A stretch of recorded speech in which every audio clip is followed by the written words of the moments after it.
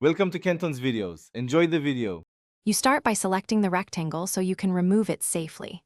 Click it with the Move tool, and if it lives inside a group or frame, double-click to enter isolation.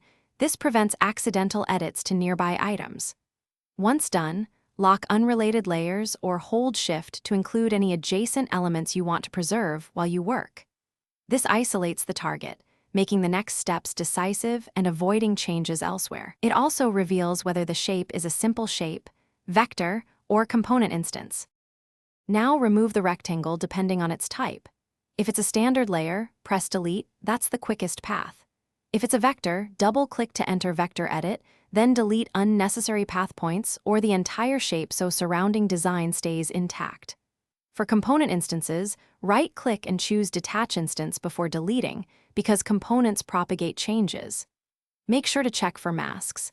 If the rectangle functions as a mask, unmask or move it out of the mask group to avoid breaking layout unexpectedly. Finish by cleaning artifacts and verifying layout integrity. After deletion, scan the Layers panel for hidden masks, zero opacity fills, or nested clipping that still affect appearance. Remove or adjust them. If components shift, use Undo immediately and review constraints and auto layout settings, because those often reposition children when a sibling is removed. If remnants persist, try Boolean operations or flattening the area, and make sure to save a version so you can revert if any change causes layout. Thanks for watching. Consider subscribing if we helped you.